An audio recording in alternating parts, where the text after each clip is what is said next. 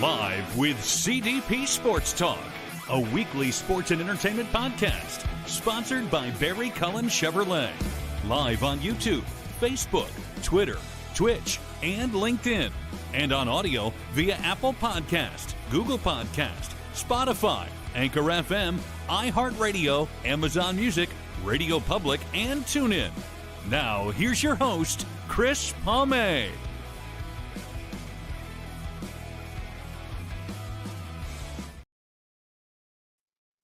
Good afternoon, everybody. Welcome to Season 9, Episode 16, overall 456 of Live with CDP Sports and Entertainment Talk Show, sponsored by Barry Cullen Chevrolet Dealership at 905 Woodlawn Road West in the Guelph Auto Mall. Check out barrycullen.com for the newest selection of new and pre-owned GM vehicles, their great selection of all-electric vehicles, and their Cadillac products as well.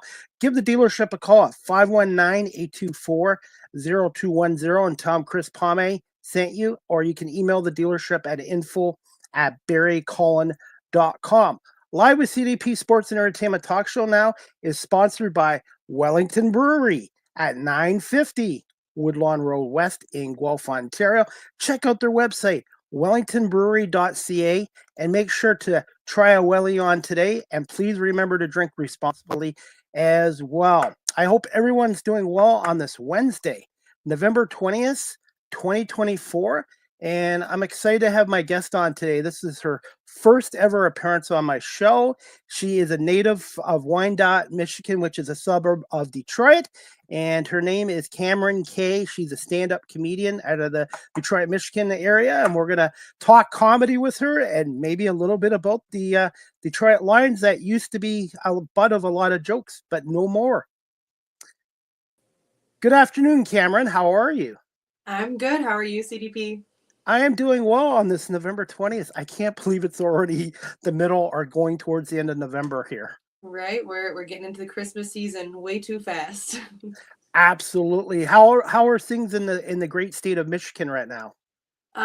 Good as far as Christmas and all the lights turning on. You know, it couldn't be any prettier. As soon as we get some snow, maybe. But as far as comedy goes, as soon as December hits, I expect everything to slow down a little bit. So I'm trying to get all the shows I can out in November. And I see you're a newcomer to the comedy industry. I guess February 1st, 2024, you started doing stand-up comedy. My very first open mic, I went to probably 2 or 3 open mics every single week for the very first 2 months, just trying to get out there as much as possible. And I ended up getting my very first paid gig within 2 months of doing it as well. So it all haven't stopped since. It's been a busy year. I was also reading up on you too. What's the deal with you and former WWE superstar Mick Foley? Oh, my good friend Mick Foley. I went to my very first ever Comic-Con about 2 years ago just for the point of seeing Mick Foley. I was really only there to see the meet and greet, and I went as one of the 3 faces of Foley with my dad and my brother. I was Mankind, my brother was Dude Love, and my dad was Cactus Jack. We got a picture with him, and then I went to go wait in line. He remembered us from the photo and called us up ahead to talk to us for a minute. And even then I had more stuff to sign. So I got back in line. Ended up though, I just talked to him and every single time really connected and was really he was so happy to see us and we were dressed up. So he invited me, my brother, and my dad back to his hotel room that night. And we watched the Lakers game and got him Buddy's Pizza, a Detroit specialty, but ended up just hanging out and meeting him. And ever since then we've been pen pals. And when he comes back to do his storytelling comedy routine, I will be opening for him in Michigan as well. So it's been really, really cool. He's a big supporter and just honestly a great person all around. That's awesome. Because sometimes you meet celebrities or heroes and they're not what they're like. So it's nice when somebody's like what they are. And it sounds to me he's down to earth and never forgotten where he came from. It really is cool when people, I have heard that a lot, don't meet your heroes, do meet your heroes. But I won't even go back to another Comic-Con because that experience was just so perfect, going there to see them and then ended up just hanging out with them. That doesn't happen. It was movie-esque. So I couldn't ask for anything. He really is. And I'm just obsessed with WWE. So he's my favorite wrestler. By the way, I've had some former WWE superstars on my show, and I've had one on recently, one of the best Intercontinental champions of all time, even though he held the belt for 2 days, three-time tag team champion, Jacques Rougeau, aka the Mountie, the Quebecer. He was on my show a couple times, and he's just such a great guy. He came on my show and talked for about an hour and a half with me. There's something special about wrestling and just how much the people love their fans and just how much the fans love wrestling. The pops that you get, it's kind of like a newer thing for me. I just started kind of getting into WWE. It was always a family event for my brothers and my dad, but then all of a sudden I got in it for the plot and for the storylines, and it's so good. I acknowledge Reigns. I'll say it right now. And I also cover some independent wrestling around here too. People don't realize, okay, maybe it's not, it's scripted, but you have to be a great athlete. You have to be an actor or an actress, and you have to be a very good storyteller. And to me, wrestling is also a little bit like therapy, because when I go a wrestling card, you just forget about some of your problems and stresses. And that's the same with the comedy industry and music as well. It's kind of a form of therapy. For sure. Yeah. I mean, this is very therapeutic for me. I really got into comedy kind of right as my divorce was getting finalized, and a couple of things in my life weren't going as best. And at 100% meeting this new community and truly, truly meeting some of my best friends now are people I've met within the last year. And you couldn't get it anywhere else. You a big sports fan from being from Michigan? Of course, even football was something that I more and more as my brother started playing and I started understanding the game more. All of a sudden, it became just a different level. Being able to play Madden or just understanding calls a little bit more has really changed it. I got, or on the other side, sorry, but a Lions fan, like you said, for life. I will say I'm a bit of a bandwagoner just because I was hurt too many times, and I'm young. I'm not, there's been people who've been hurt a lot more than I was, but for the longest time, it was last year when they were doing too good. I was telling my brother, but they'll hurt us. They always do that. They always do that. And now this year I'm so on it. I'm like, no, we're going to the Super Bowl. We're taking it all. This is it. This is our year for sure. By the way, I've had Matt Darion from the Locked On Lions podcast on my show, and I've had Dan Miller on too, and they're two of the nicest guys. Even though I'm a Philadelphia Eagles fan, I'm rooting for you guys as long as the Lions don't play or beat the Eagles in the playoffs. I'm a bit of an Eagles fan as well. They're definitely one of my backup teams right now in the fantasy league. I've got the Barkley and Hurts duo, so every single week I'm really rooting for them and trying to put them over. And it is just a good. I feel the fan base I think that they have is always what's made it special again, and it's the same with Detroit, right? Where it's even when they're not good, the people are just there for them. Put you on the spot here: Michigan or Michigan State University? So I've got a sister right now that currently is ascending Michigan State, so I can't say anything against it. But if you would have asked me right before she started, I would have said go blue for sure. Yes, and you know what? I know they're having a tough year, but if they could tell me, if they could go back in time and say, hey, look, Harbaugh's going to make this program good for 7 years and win a national championship, would you take that and one down year for that? And I'm like, absolutely, because you don't know how hard, it's really hard to win national championships. So I really feel that it was worth it. And I do feel Michigan will be back stronger in 2025 and beyond. So. I do. There was the scandal, obviously, and them falling off so hard. You do lose Jim Harbaugh, and that's a huge loss to the team. But it also, how many times I've now heard, living in the middle of it, being a true rivalry. My brother-in-law is also from Ohio, so I have an Ohio State family connection that is just the absolute worst. I'll say go blue, go green way before I do anything with the Buckeyes. But just on all sides, kind of seeing that, was it losing Jim Harbaugh? Was it also losing Connor Stallions and maybe a couple other things? I know it's like the name you cannot say right now, but it's hard to, when you watch them fall off that hard, it really is like, ooh, it just puts the legacy up in the air a little bit. It's hard. Absolutely, but that national championship was well worth the price. I wanted to say this too. I have a Michigan connection as well. I have cousins that live in Taylor, Michigan, Allen Oh, Park, Michigan, and Royal Oak, Michigan. And growing up in the 70s here in Ontario, my family would always go over to Michigan, and my cousins Mike and Terry and Taylor, they got me to switch over from being a Blue Jays fan to a Detroit Tigers fan, Red Wings fan, Pistons fan. I never converted into a Lions fan. I love Barry Sanders and Billy Sims, but they're huge sports fans in Michigan as well. And every time I go to Michigan, I really enjoy visiting that state.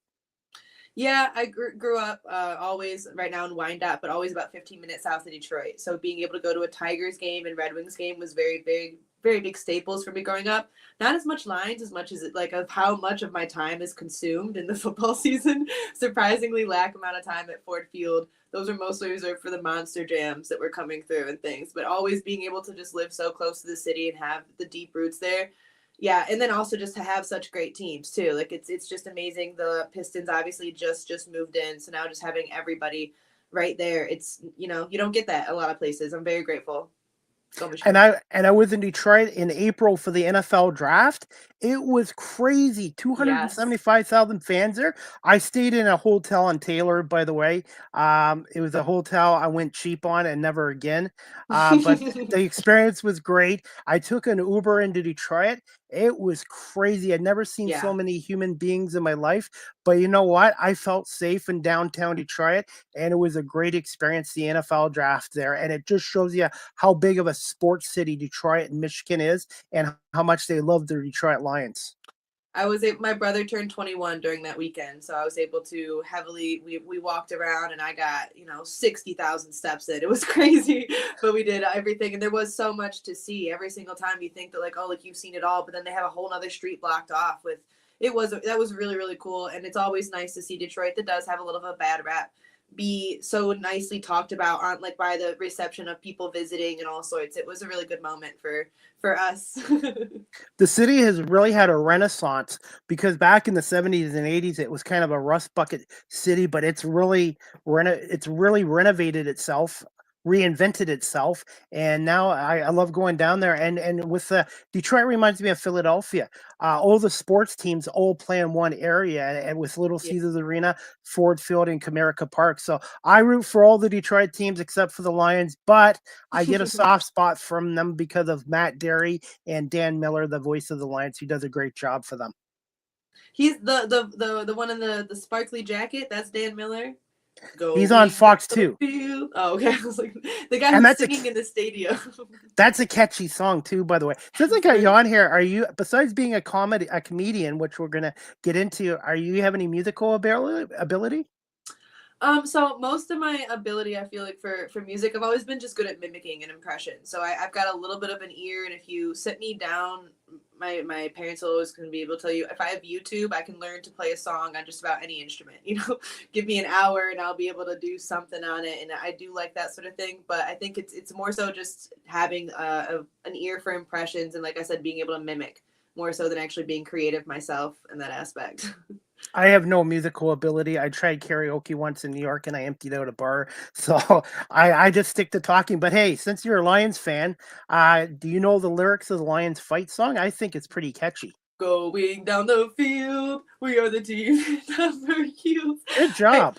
down the field again, a Lions victory. Go, yeah, it's a great right. Like it's a It bop. is. It's That it's and the Fly Eagles Fly song. yeah. Philadelphia's got their own song. These fight songs are huge, and I got to get down to Ford Field to see a Lions game at some point. Oh, the energy down there is. I mean, like I said, I grew up really going to, and the Red Wings game have kind of taken a calming step down, just as the league is less fighting and just not as much of rambunctious it feels as it was 10 years ago. But with the Lions, every single time, it's such a nasty crowd. They're rowdy people, and it is just so together. And it's just united. It's the Dane Campbell spirit. You can see it every single week. It's so great. I got to go to the Seahawks game this season, and I plan on going to at Awesome. least one other game. Oh yeah. Oh, online or on Thanksgiving, my aunt will be there in her season tickets. Shout out Aunt Fifi and Dave. Love you guys. But they are there every game. It's a family event.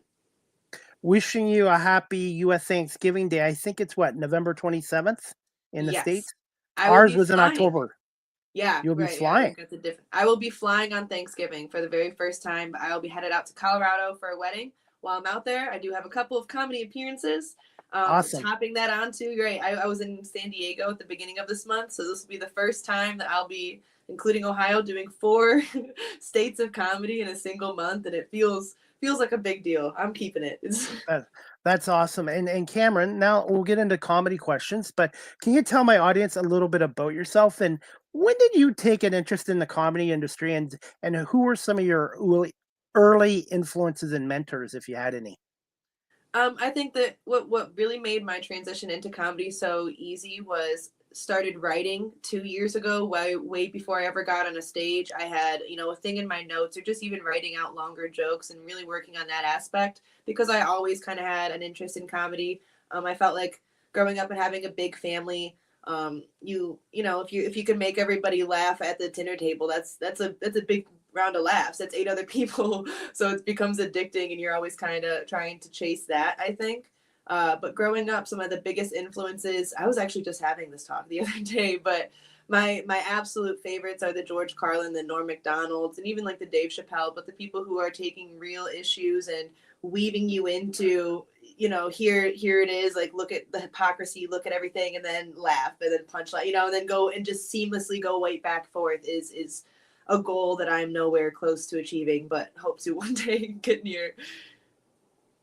Before we get into some other questions, you sent me a video clip of one of your performances. I was just going to share that right now, courtesy of your. Do you have a YouTube channel yet? Not yet. I'm still working. I'm still so bad at recording all the time, but this is at Ann Arbor at Bloom Meadworks, an all femme or female mic. Okay, and just let me know if you can hear the audio okay, all right? Okay, 1 second, and we're going to get this clip going. How's everybody's New Year's resolutions going? All right. Well, not to brag, but mine's going pretty great. I had a long list, but almost all of them were about tightening my coochie. A long list, but those were my key goals. For those of you who don't know what a Kegel is, it's something that women do to tighten down there. Some people put pieces of jade or certain gems that give you certain properties up there. If you don't have any jade, get a piece of banana, cut that off. Those are frugals. Not cheap. Save you some money. Thank you. I've been doing a whole lot of them though. I like to go to Canada, do them on the beach. Those are my legal seagull people. And other than that, it's just been a great year though. Sorry for you guys. Like I said, I'm doing great. Coochie's gonna have gorilla grip by 2025. Anybody believe in ghosts? So I believe in ghosts, but I know that ghosts can't hurt you. I'm not afraid of ghosts because if ghosts could hurt you, then a ghost could fuck you. And if a ghost could fuck you, that would be the #1 trending porn category. I've known people who've done so much worse things for sex that if you could fuck a ghost, they would already figure that out. I mean, getting dick from somebody who you can't see, who you can't really communicate with, and can't really feel you, that's the last 4 dicks I got. I know that ghosts can't hurt you because if ghosts could hurt people, white people would not have plantation weddings. They would be red weddings from Game of Thrones, if anybody is those types of fans. Speaking of ghosts, John F. Kennedy. He did die. I don't know if I'm ruining that for anyone. But the big news is that the National Archives lost his brain. They took his body 3 years after he died. His brain went missing. The body's in, I don't know where, but the brain, National Archives have a couple different brains. It's a much bigger story than anything else. We know that they have Albert Einstein. We know they have John F. Kennedy. I hope that they're getting both ends of the spectrum. You got the best. Let's get John Wayne Gacy in there. Let's get Ted Kennedy, the real murderers, all of them, both ends of the spectrum. I've been on the Jumbotron twice in my entire life, and both times have been with my dad. The first time I was lucky enough to win the hot dog in Tiger Stadium. They go and they hand out to your whole row. tried to be, you know, early stages as a comedian. I knew this was always going to happen. I'm thinking, what can I do? I'm going to deep throat it. I think I'm so funny. It's so embarrassing. My brother right next to me deep throated even more than I did. I'm the Jumbotron. The next time I once again was with my dad, it was his Father's Day present. I got us the super nice Tigers Den tickets. We're getting served beers. It's so cool. They've got that walkway. The guy's walking off the camera. I see him. I point to him. He gives me the nod. He immediately turns the camera to me, and I chug my entire beer as everyone's doing charge in the background. The disappointment from my father only rivals me doing comedy. It actually rivals me doing OnlyFans. So I don't know, like comedy's a lot like OnlyFans. If you guys don't know, you gotta have a good gag. Just kidding. Doing comedy's not like doing OnlyFans because I love a good collab. No, I don't do OnlyFans. This is enough degrading for one day. A lot less money as well.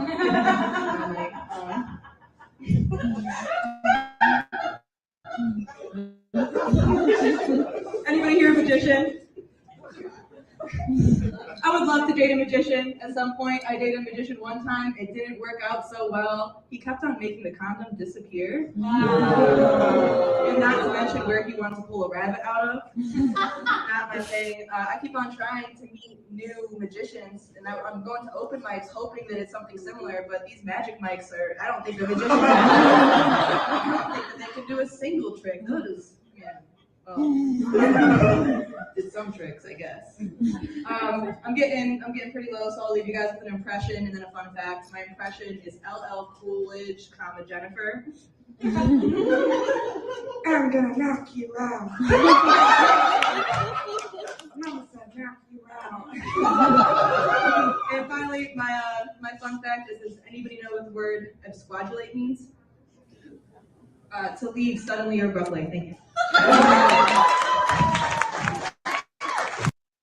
That was courtesy of your your Facebook channel, and that was done in Ann Arbor's. But thoughts on that performance, and also a little bit about Canada or Ontario, and do you have some favorite celebrity impressions you like to do? So I do tend to lean more into the female. Obviously, I've got the Jennifer Coolidge, which was a real easy one and one of the first ones I've been doing. Oh, it's so great. I love the Coolidge. It's really good. I like to do the Ariana Grande, but she changes her voice so much that it's hard to know which one. Her whole voice for this Wicked campaign is different, but I do the one from Victorious where it's like, it's hard to just whip them all out back to back, but then, ha ha, oh my God, just that real high, airy voice that she always does, ha ha. And a couple more. Obviously, I love an Adam Sandler. I love a couple of good ones. I do Sid the Sloth and just dumb stuff, but I try to incorporate it as a little or as much as possible. It's always just something to hopefully get me a little bit edge in the comedy game. Are you able to do one of Adam Sandler, who's one of my favorites? And Happy Gilmore 2 is coming out almost 30 years after the original one in 1996. So the Adam Sandler, first it involves the hands. I have to have my hands. And it's specifically when he's drunk, when you talk about the Billy Madison, the Happy Gilmore, and he's seeing like the Mr. Penguin, you know? That's the voice that I really get into. But just because he's your favorite, I'll pull the one out of the vault. Oh, Mr. Penguin. Oh, how do you, Mr. Penguin? How do you do? No, I don't want to play. That's great. That's actually great. I've got a bit about him meeting Casey Anthony at the bar. And he's like, oh, Mrs. Casey Anthony, how are you today? And it gets dark. It gets darker. Actually, Adam Sandler was in my city. I live in Guelph, which is an hour from Toronto and about, 3.5, 4 hours from Detroit. He was filming a movie in this area, and he was at a restaurant here, and people came up to him, and he took the time to say hello, take selfies with them, and he seems to be one of these guys, too, that hasn't forgot where he came from. Yeah, my sister went to school out in Malibu at Pepperdine University. And during her time out there, he also lived somewhere nearby. And she talked about how everybody on campus would just see him running around in the morning, doing his stuff on the track or playing pickup games. I guess he's playing pickup basketball everywhere he goes. that's a big thing. If I ever know he's coming into my town, I'm finding all the local courts and lacing up, trying to shoot down. By the way, when I started this show 5 years ago, two of my first guests were female ventriloquists as well. Do you have any of that talent as well as being a comedian? As far as the ventriloquist, no. I have a couple of party tricks, like spitting fire and eating fire and stuff like that. But like the straight up, no. I think honestly, I don't think I could have the dolls in my house. I've seen Annabelle one too many times, and it's a bit They look too realistic. And if you could do it, they'd talk to me in my sleep. I'm just sure of it. I don't want.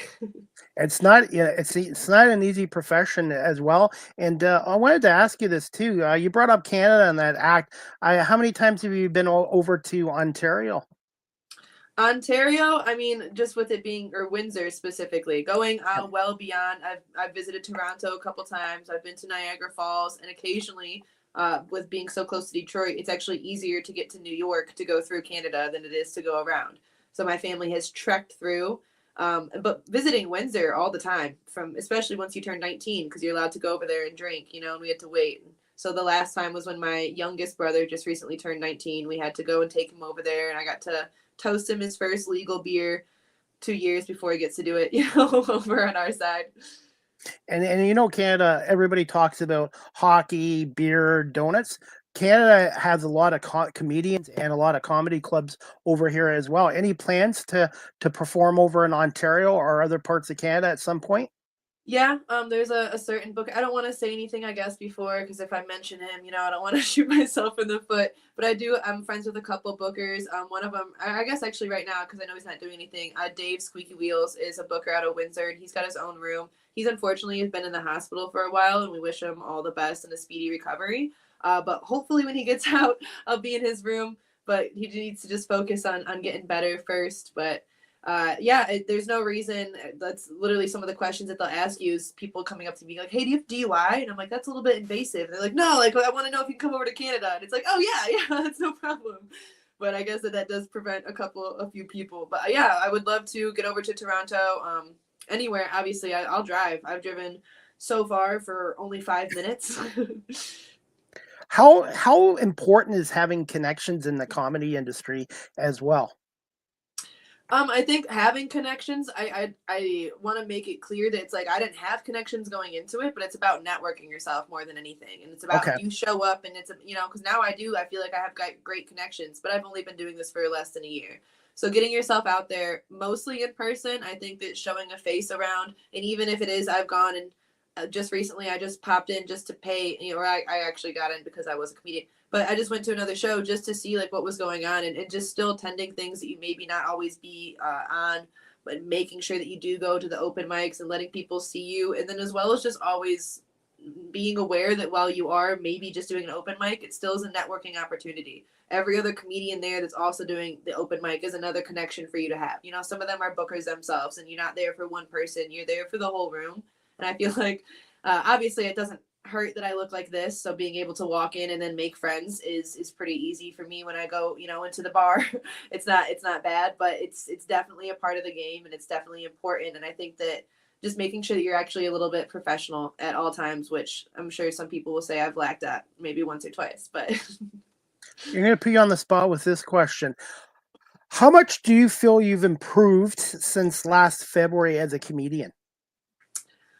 Oh yeah. I would like to think I've learned a lot. As far as like even like the writing process and just fine tuning a lot of things. A couple of big maybe moments for me realizing and trying even to honestly quit drinking as much at open mics is a big, and like I said, trying to remain professional and some of like those things, and just realizing a couple more lessons that you maybe, I didn't have to learn firsthand to learn along the way would have been cool.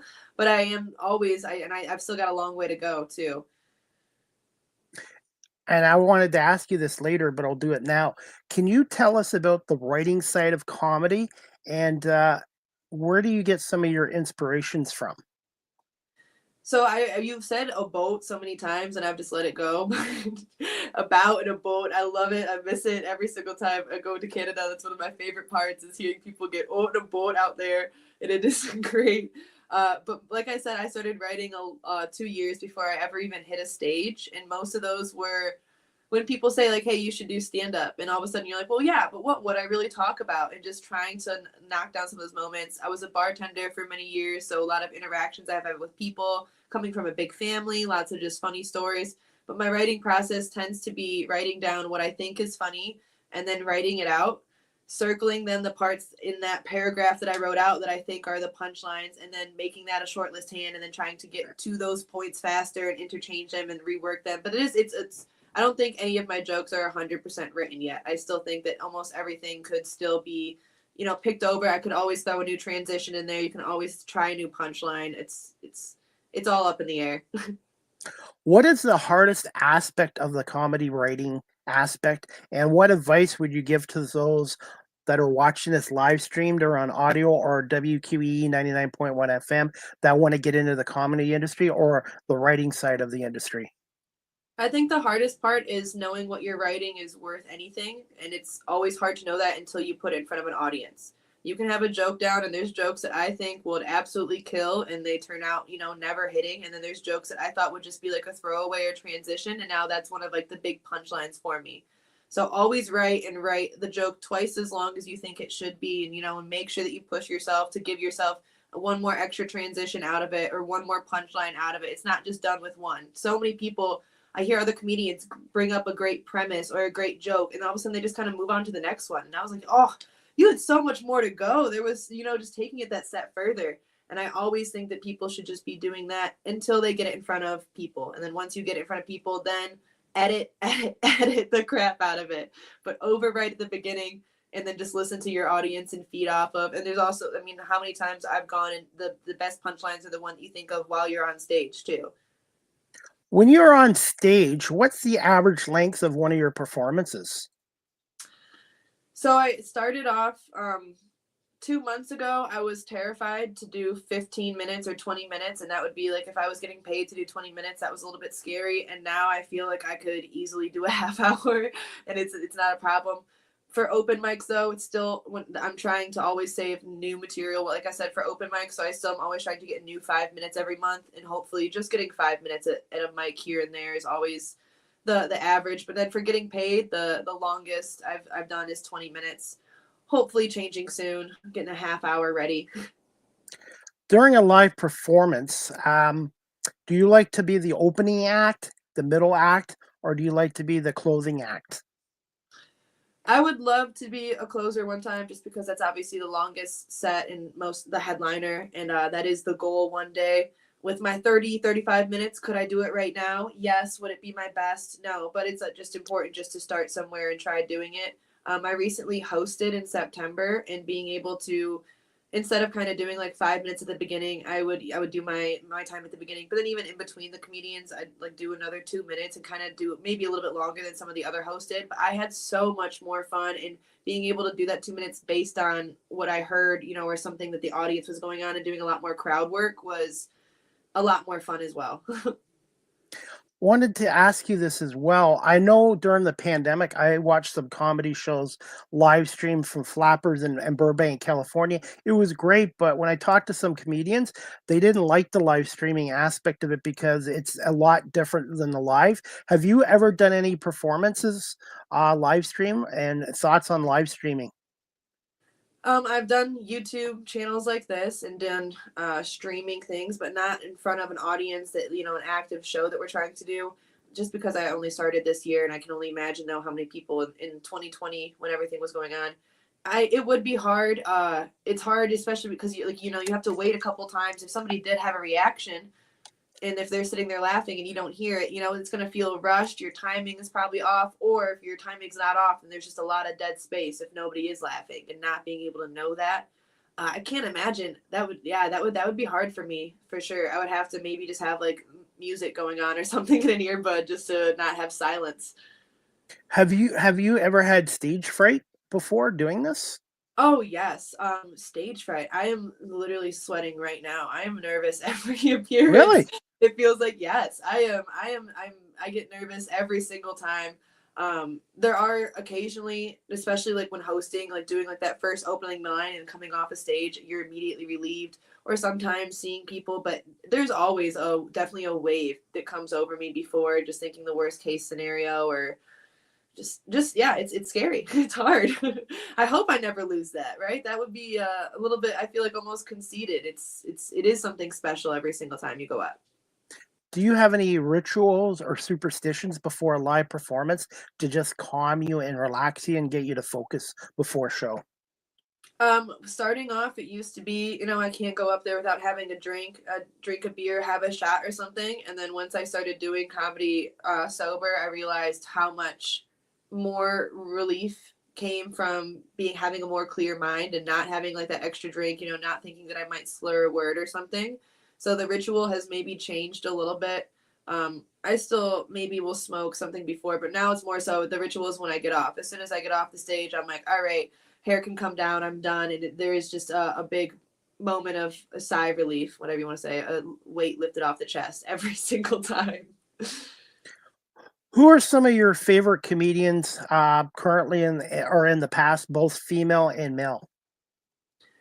We kind of talked about some of the Norm Macdonald and the George Carlin and the older ones. Right now, I've been so heavily into Saturday Night Live. I realized just recently I started watching a couple more stand-up like specials, but this last year when I started doing comedy, I realized it was harder for me to watch the specials, almost just because you don't want to like mindlessly steal an idea or something, like that. All of a sudden I'm thinking about their premises when I should have been thinking about my own, and just not cutting into that. So really just always kind of focus on my own stuff.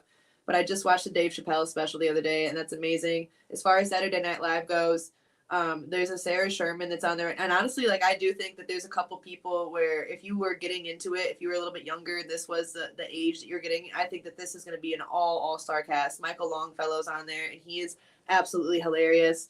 And even some of the comedians that they've had just stopping by, they had Nate Bargatze and Bill Burr on, and the Bill Burr episode was absolutely hilarious. It was, and the Nate Bargatze. Those ones are always really, really good. And he was kind of lesser known up until recently. But I do look to Lorne Michaels to guide me in a lot more of the new and up and coming than even some of the older comedians I find. And Saturday Night Live is coming on 50 years as of this year, 1975. Yep. I grew up in the 70s, by the way. I'm ancient, and I grew up with Saturday Night Live, Eddie Murphy, Chevy Chase, John Belushi, whole of these guys. And also we had our own SNL here in Canada in the 70s and 80s called SCTV with the late John Candy, Eugene Levy, Joe Flaherty, Andrea Martin as well. So I think the world needs more comedy right now. Yeah, it's I've seen a lot of posts about that, and there was a couple of shows post-election season that definitely just felt a little. There's one in particular that like the room just felt bleak, and it's hard where everybody's there because they want to laugh, right now, but it is also, it's like because they need a laugh right now, and that's a hard audience to kind of break through and be like, hey, let's just put it all to the side and act like. I don't talk too much politics in my set. You try to just make it neutral as possible. So but even then it's just palpable sometimes of like what was going on the day after the election. It was like, ooh, you guys want to laugh right now? It seems weird. I've had a lot of musicians on my show and comedians, and I've said to both of them, I said, it's like a therapy too.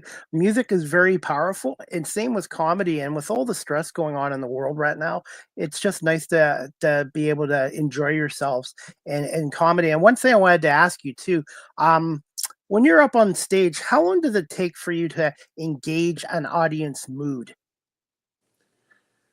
I feel like it depends on the audience.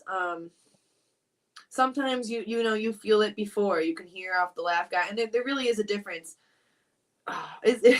Audiences are difficult. I've realized that sometimes an audience does kill a joke. I've got jokes, and it's hard hearing a comedian say that because it's like, no, is it the people or is it you? But every so often a joke will do well at 9 rooms, and that 10th one it just falls flat, and you kind of are like, ooh, well, what now? When I know that you guys aren't going to like the stuff that has previously done really well for me. I've got a couple of darker jokes that will maybe occasionally suck the life out of the room. And I think that the best thing to do is to comment on it and kind of like loop that back into the joke. I end up, I'm like, you guys hear that at the end of the joke when there's no claps? I'm like, that's the sound of 40 buttholes clenching all at once. I can feel you guys. You didn't like that one. We didn't like that one. Let's reel back and you can try it again. But I think that you can point it out and even, like I said, and make it work for you. Or some people will, hey, like, that one's on you guys. And there's also a way to attack the audience though that you've seen a couple times, I'm sure, and I've seen where you just lose them and it's hard. What's the biggest audience you've performed in front of so far, and some of your favorite clubs that you like to perform in? I think the biggest was and actually a show that I was able to produce. We sold around 90 tickets and ended up having around 100 people in the room at an Elks Lodge. So it felt very, really big. We were sitting and pulling out tables out the side. Besides, in front of an audience like this or another podcast or something that might have gotten a couple more than 100 views or, a post or something like that that's gotten views, a TikTok that's gotten 1,000 views or something. But in person, it's probably been around 100. And then the Detroit House of Comedy just always hits different. It always feels so professional. Mark Ridley's having the names and the signatures on the wall and being able to see where my hero, Norm Macdonald, like once signed and his actual signature, knowing, his feet were planted right here and like actually following in people's footsteps like that is always just insane to me. Every single time I go to Mark Ridley's, it feels like imposter syndrome. I do not belong here. This is crazy. Do you feel the comedy industry is underrated in Michigan and Detroit? Because everybody thinks of Detroit, Motown music, Eminem, Bob Seger, sports, food, and beer. But what's your thoughts on the comedy industry in the city of Detroit and the state of Michigan? I think as far as the comedy cities go, you have LA, New York, and Chicago is definitely up there, and everything else is kind of below those big three. As far though as the Michigan scene and Detroit itself, it's hard because everybody who really, really is big almost does eventually transition to one of those other three places. But it is a really, really good scene actually in Detroit itself. The community and how easy it was for me to go to 2 mics and all of a sudden get sent a PDF list of every different day of the week and like the different mics that had that some comedian set up like a long time ago, but just the invitingness and the amount of different shows. There's a lot of competitions. There's a lot of podcasts. There's a lot going on here. Traveling and trying to find a mic on San Diego and now even Colorado and Ohio, like in all these other places. It's really cool to see how much is actually going on in Detroit and the little places and just everywhere you look. There, you can find a comedy show and even like you said, live music. There's a lot going on in Detroit. It's coming back. It's a good city, good place to be. How competitive is the comedy industry, especially when you first started out? And if you've done comedy on the West Coast, I've heard that comedy on the West Coast style is a little different than on the East Coast. Yeah, East Coast, as far as I've gotten is Ohio and Michigan. So I can't say I've done to New York or things like that. But I think that comedy is as competitive as you make it or make it out to be, really. If you want to sit there and say that, well, I'm not getting any opportunities because so-and-so is, or they're getting opportunities because of this or that, then like that is your reality. But if you don't look at it as the competition is the people around you, but it's just the previous you, then that changes. Because if you have too much competition, then you probably need to try a new shtick, like get a new gag. If you're nothing's different from you from the last other 20 comedians, and that's probably a you problem, not really a comedian problem or a competition thing. How important is it to have a strong support system as a comedian? Because obviously you're going to have your successes and sometimes your setbacks. Because I never use the word failure because I'm in radio and media, and sometimes you have your successes and then sometimes you get your rejections. But just how important is having a strong support system as a comedian? I was able to grow a strong support system within the comedy community, and that's really great. Having my support system outside of my family, my dad being like one of my biggest supporters and them paying to come to multiple shows to see me do the same 10-minute set at the beginning is really, really helpful. And just having people, being able to bring people and fill seats, it makes me more attractive to bookers, but then also having people that you love sit there and actually have a good time was really, really cool. I do feel like there's another community to be made within comedy. If you don't have that, family, then you can go and find one for sure. They're out there, but I was blessed to have brought my dad and siblings along with me. I have one of my guests that was on my show a couple of months ago. She's watching today. Her name's Angela Robinson. She's a stand-up comedian out of Virginia, and she's one of the nicest people. And I'm hoping one day I can see her perform live along with you as well. And I want to say thank you to Angela for watching our show. How satisfying is it seeing people smile and laugh, and people come up to you and ask for a selfie with you or even an autograph? I haven't gotten an autograph yet, and that's terrifying because I'm left-handed and I don't even have a So am good I. I'm a lefty. See, we You're got one skill coming. I feel like I don't have like a good signature still, so that would be terrifying if somebody asks. I've got stickers, so if somebody comes up and wanted something, I normally do have a little bit of merch. My sticker is based off of a tattoo that I got as a bartender with a bunch of other bartenders. Mine's a martini, so I've got a little picture of me. I think it's actually in the corner here of the screen, right below my person right there. But it's just me sitting inside of my tattoo. Like I said, I would, if somebody asked for my autograph, I'd be like, you can have any color sticker you want. But it is really cool just knowing that people come out and I don't know, because every single time that happens to me, I feel like it's because someone's like, oh, it's because like you're going places.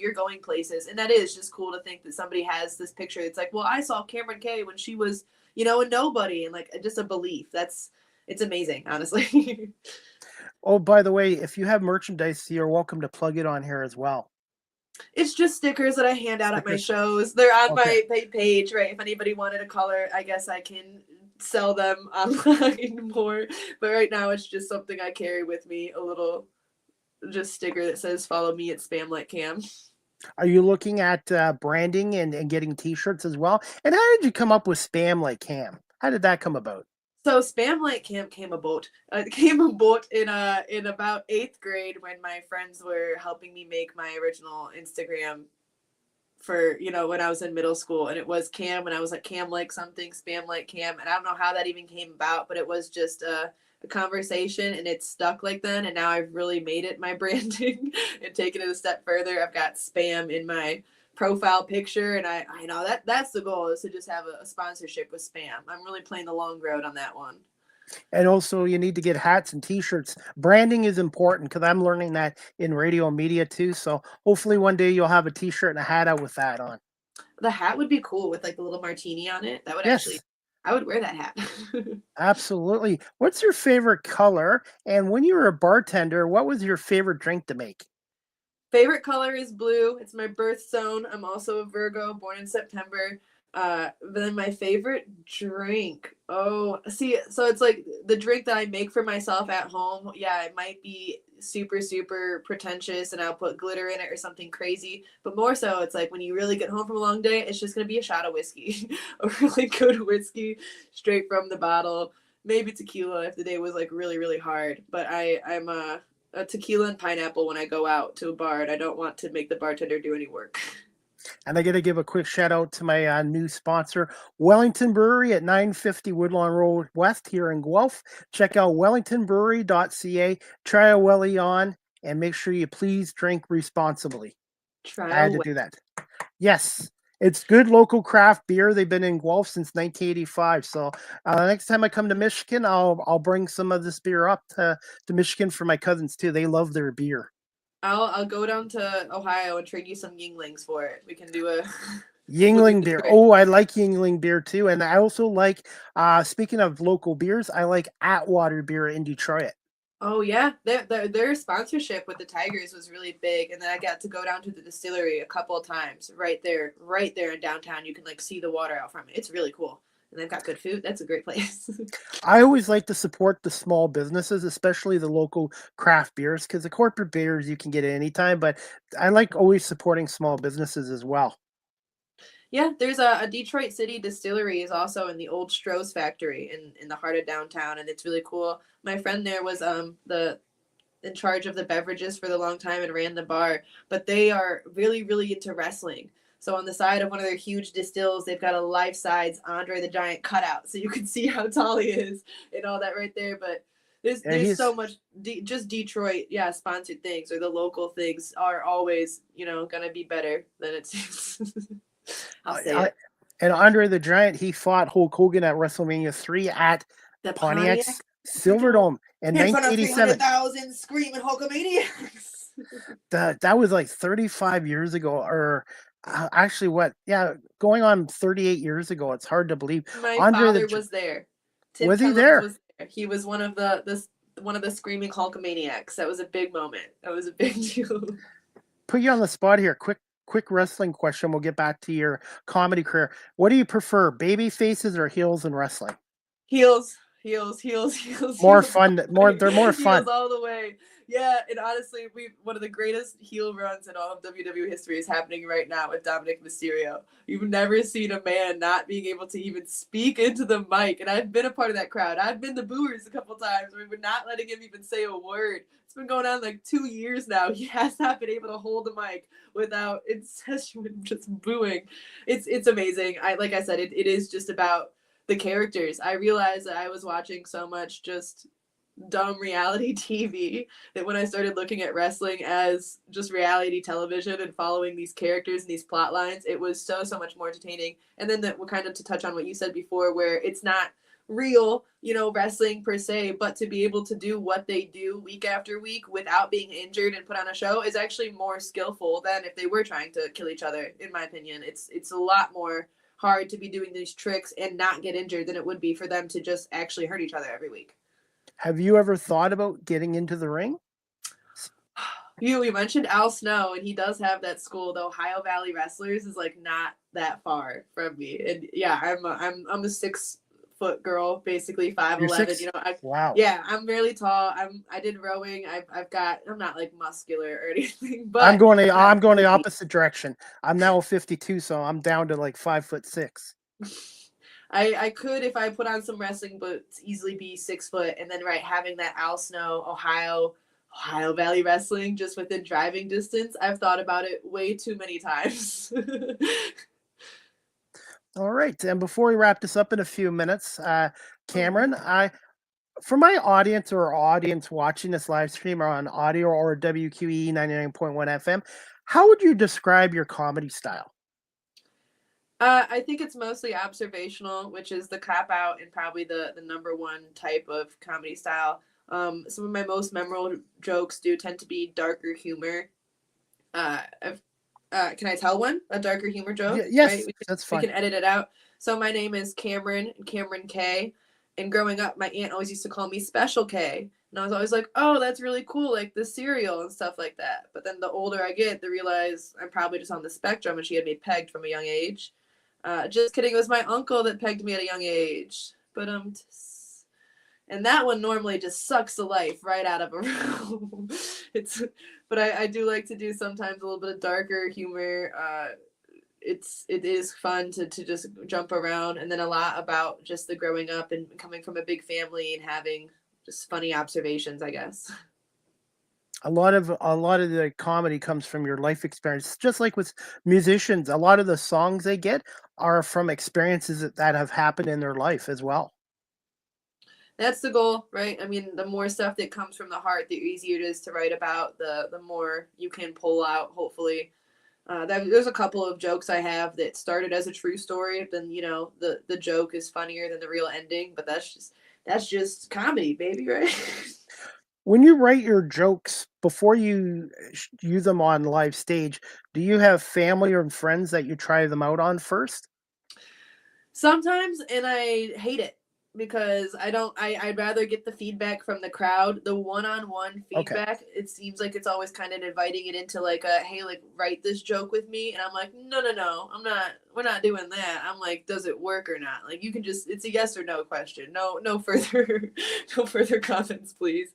And that's directed at my sister, who I love dearly right there. But every single time, it's also just been the curse of doing comedy and how many people now come up to you and tell you a joke that, hey, you can use this in your act later. And it's, a recycled joke on Facebook or like something out of a joke book from 20 years ago. A quintessential Norm Macdonald bit. Like, and they're like, yeah, this one's for free. It's like, yeah, thank you. Have you done any sports jokes in any of your shows? And if you do go to Ohio, maybe use Ohio State Buckeye jokes. I did have an Ohio State Buckeyes joke. I also had one about the Lions and the Red Wings. Did you know that the Lions, obviously the streak, and everyone wants to talk about specifically this year, that the last year they were as good was 1957 when they won the championship, right? Did Yeah. you know that they started throwing the octopus on the ice like right around that year though for the Red Yes. Wings? Yeah, Right. You at don't the think that Olympia. there's so I pointed out a correlation one time on stage, and because I did it in Detroit, I think I almost got booed out in like my car game. So I won't the jokes, the sport jokes, you really gotta just bash the wrong guys. Because if you say anything wrong about the home team, you will be egged, it feels like, viciously. What do you love most about Detroit and the state of Michigan? What do I love most about Detroit is the journey that I've watched Detroit come on in my life. I'm 26 years old, and I've seen Detroit really come around, and I've seen it become all these new things with the Pistons coming down and having all these teams really united, and just watching people not be afraid anymore, and the rep just become better and better as I grow has been especially lifting for me personally. And then the state of Michigan itself is just so beautiful. Freshwater capital of the world, 4 seasons changing. It's one of the most beautiful places ever. What's your favorite season? I'm born in September, so I have to say fall, and I'm in Michigan. So I just did the up north and going up to the UP to see all the color change and all those beautiful, like, that's it. You literally just drive for 4 hours, calling it a fall color tour, just saying like, wow, look at those trees for 3 hours on a loop, and it's beautiful, and it's a great way to spend your afternoon. Who has the best fudge and chocolate in Michigan? Mackinac. Mackinac, that good. Mackinac, yeah. Who I'll be stabbed if I say anything else right now. I'm going to put you on the spot with this question. I do it with all my guests. What are some fun facts about Kamryn K that your family or your friends and audience might not know about you? I mentioned earlier that I spit and swallow fire. See, I said fire at the end, and some of y'all didn't know where that was going, but so I do a couple party tricks like that. Fun facts: I did rowing all throughout. Well, my family knows that. Favorite color you did? I guess I'm not that fun. The only time I went professional snowboarding was 2 months after I got my belly button pierced, and it ripped it out. I fell on my stomach, and it ripped out my belly button, and I never even got to have like a nice summer with a belly button ring because I could never. They didn't even get past the winter. It was terrible. That's a fun fact. Favorite food in Michigan and ice cream. Do you like hard or soft ice cream?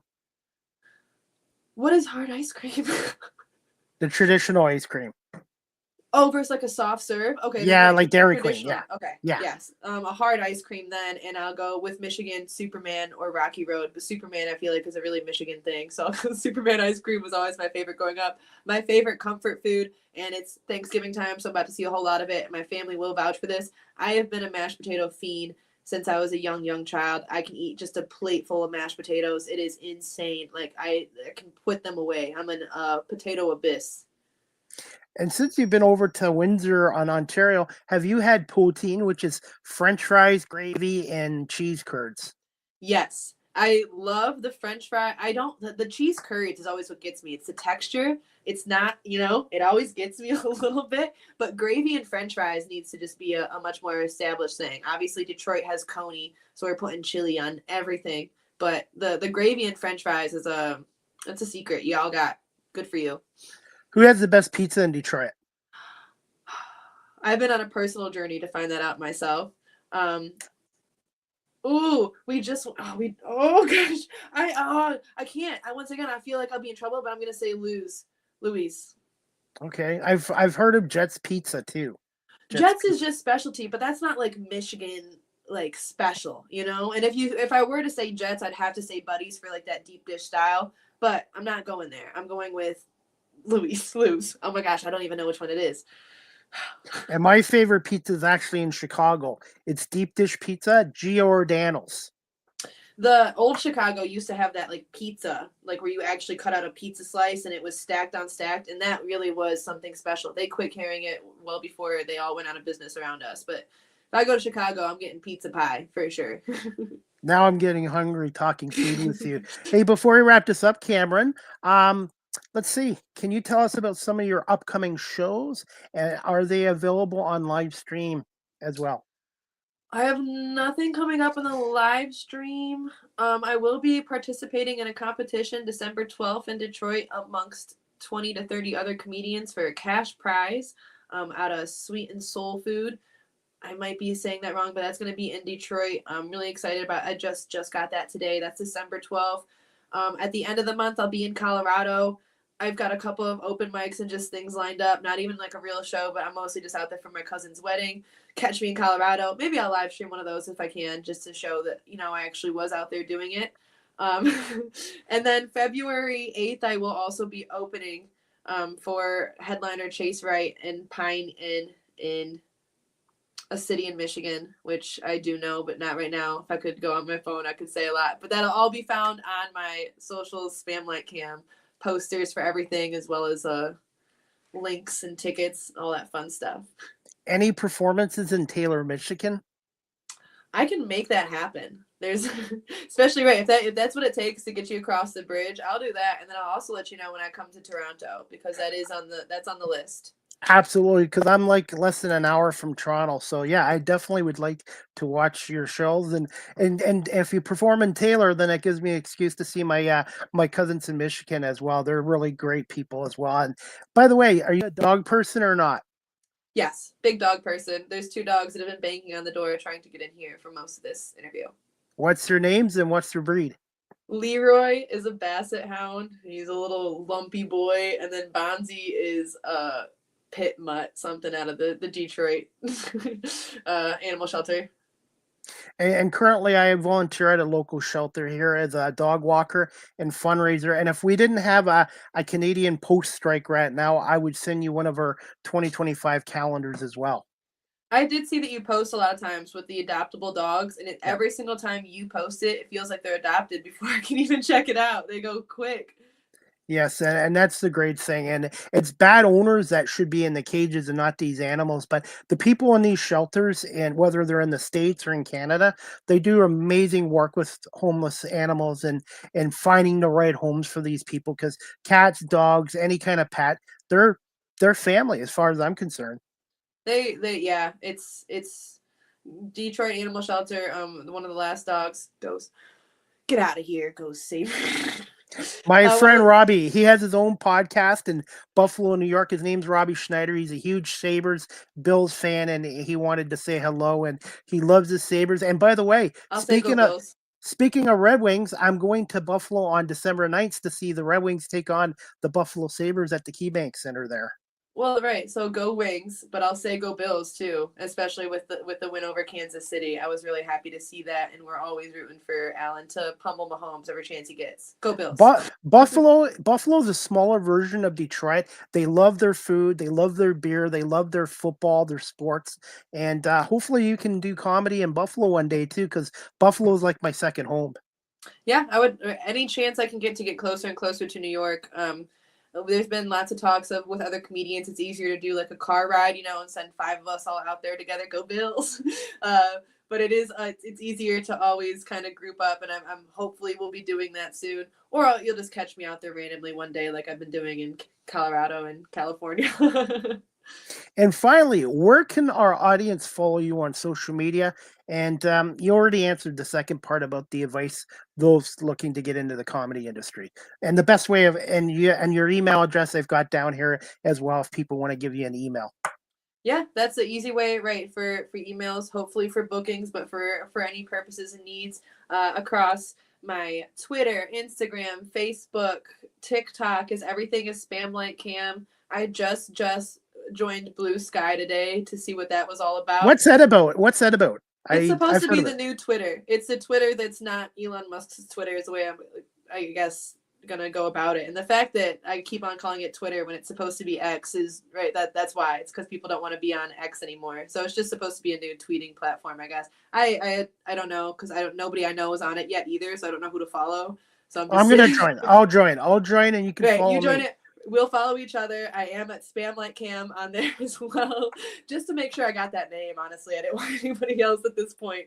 Now I got to protect it across all the platforms too. And you have a Linktree site as well, right? Yeah, in my bio, that'll take you to, I guess I could put a link up to my stickers on there, but to any future shows I have are up on there, as well as my email and just any other social media platforms. Well, Kamryn, thank you so much for giving us a little bit over an hour of your time today.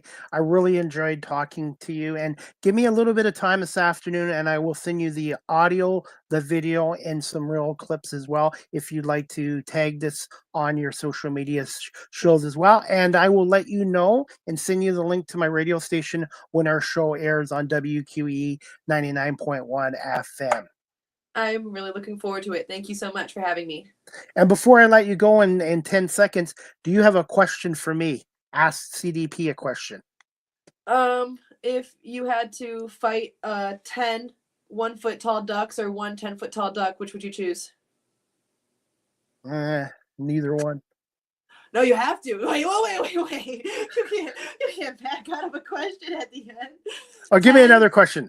10 1-foot tall ducks or 1 10-foot tall duck? Okay, the 1 10-foot duck. I think you could take them. I think you could, Chris. I think it'd be easy. Absolutely. I am 5'6", so. Yeah, so yeah, you got him. You got him down. It all come down to the speed, but you get underneath the wings. They don't even know what's coming. Definitely. But hey, Kamryn, I want to say thank you again so much for coming on my 456th episode of Live with CDP Sports and Entertainment Talk Show. And you have an open invite to come back on again. And we'll definitely one day see you perform in either Michigan or here in Ontario or even in Buffalo, New York.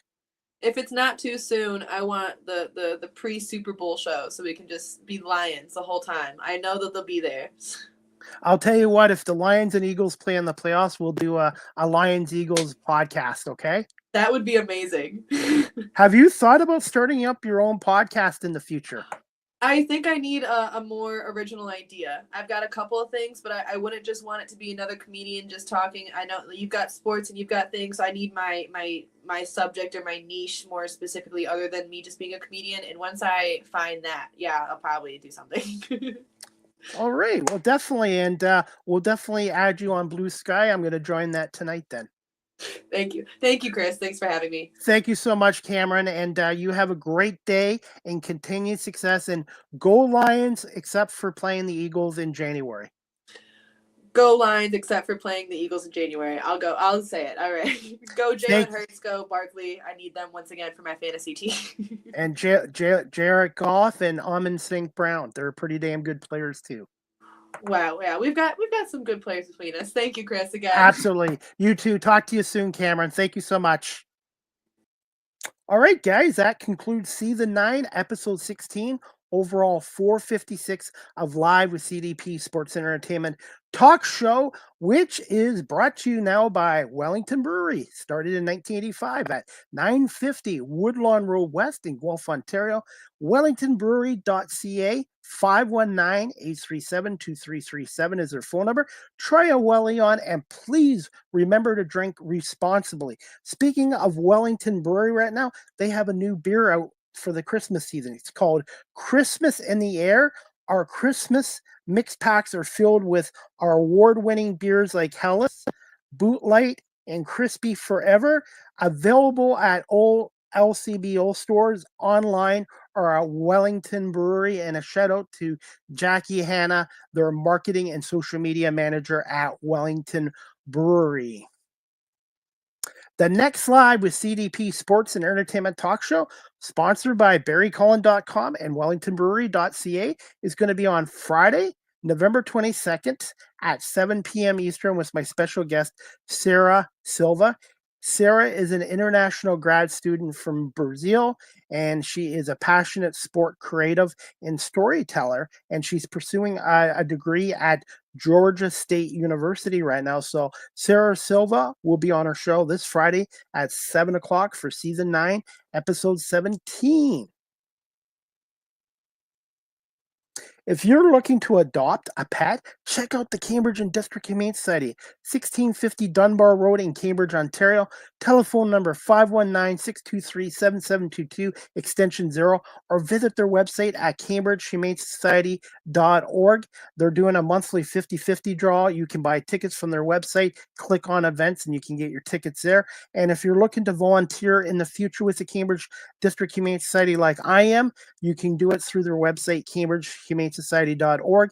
And right now, I am selling 2025 Cambridge District Humane Society calendars for $10 cash or PayPal if you're out of town. The only problem with out of town right now, Canada Post here is on strike. So if you're in the local area and you want to support the Cambridge Humane Society, please send me an email at cpame19@gmail.com. And I do have PayPal as well, cpame19@gmail.com. But $10 for our 2025 calendar, and the money goes directly to the care for our furry friends at the Cambridge District Humane Society. Again, check out their website, cambridgehumanesociety.org. Live with CDP Sports and Entertainment Talk Show now is on WQE 99.1 FM. Due to a format change, is now only on Saturday mornings from 8 a.m. to 9 a.m. Saturday mornings on WQE 99.1 FM. Live with CDP Sports and Entertainment Talk Show is live streamed on these platforms: YouTube, Facebook, Twitter /X, Twitch, LinkedIn, and now available on Instagram. And make sure you follow me there as well.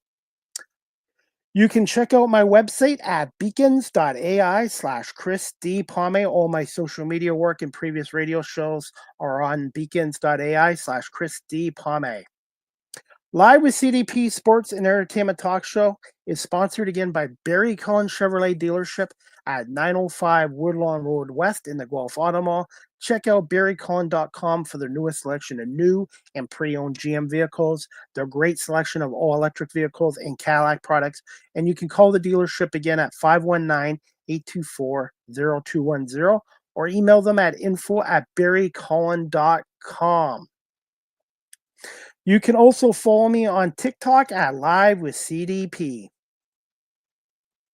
StreamYard is the official live stream provider of Live with CDP Sports and Entertainment Talk Show. If you're into webinars or podcasting or live streaming or podcasts or webinars, check out StreamYard.com. They have basic free plans, professional paid plans like I have. And if you're a business that does a lot of webinars or podcasting, check out StreamYard.com and contact their sales department. Live with CDP Sports and Entertainment Podcasts. The audio version is available on these platforms: iHeartRadio, Amazon Music, Spotify for podcasters, Apple Podcasts, Breaker, Pocket Casts, Spotify, Castbox, LinkedIn, Pandora, Tuned In, YouTube Music, and Good Pods. And make sure you hit the subscribe and like notification. You can also email the show, Live with CDP Sports and Entertainment Talk Show, at cpame19@gmail.com. And before we wrap up this show, guys, we've got some CFL news here today. The BC Lions fired their head coach, Rick Campbell. A disappointing season for the Lions, who just hosted the Grey Cup on Sunday. So Rick Campbell is no longer the head coach of the BC Lions, and there's going to be some changes also in Hamilton and Edmonton as well. And again, congratulations to the 2024 CFL Grey Cup champions, number 111, the Toronto Argonauts, winning their 19th Grey Cup as well. Thursday night football, we've got Pittsburgh Steelers 8-2 taking on the 2-8 Browns tomorrow night at 8:15. In Cleveland. And then Sunday night football this week, the 8-2 Eagles, who are chasing the Lions for the number 1 seed in the NFC. The 8-2 Birds take on the 5-5 LA Rams at SoFi Stadium in Inglewood, California, this Sunday night at 8:20. And for those that are Detroit Lion fans, the 9-1 Lions are taking on the Indianapolis Colts this week in Indianapolis as well. And that's about it, guys. I want to say thank you again to my special guest today, Kamryn K, for coming on. She is a stand-up comedian out of the Detroit area. So I want to say thank you to Kamryn K. And please support her. Spam Like Cam on Facebook, Instagram, and on TikTok. Spam Like Cam, look for her on TikTok, Instagram, and on Facebook. And I really appreciate Kamryn K for coming on here today. And that wraps up my 456th episode. And I hope you guys can join me this Friday, November 22nd at 7 p.m. with my special guest, Sarah Silva. And one thing before we wrap up this show, the season final of the Argo Bounce live audio show with Nick Small and myself, episode 20. We're going to have it soon. I'm not sure what date and time, but we're going to do our 20th episode, last one for this season. And Nick and I are going to break down the Argos 41-24 win over the Winnipeg Blue Bombers and winning another Grey Cup, and talk about where the Argos go in 2025 with this roster, and if this Argos team can maybe back-to-back repeat as Grey Cup champions as well. And who knows, we might even have a special guest on our season final of the Argo Bounce live audio show coming up very soon as well. So that's it. Thank you so much to Kamryn K for coming on here today. And I want to say thank you to everyone watching this live streamed and on audio platforms and on the radio station as well. I hope everybody has a great afternoon, and we'll see you back here Friday night at 7 o'clock with Sarah Silva, my special guest. Have a great afternoon, everybody. And again, thank you for watching and listening to Live with CDP Sports and Entertainment Talk Show, brought to you by Barry Cullen Chevrolet and Wellington Brewery here in Guelph.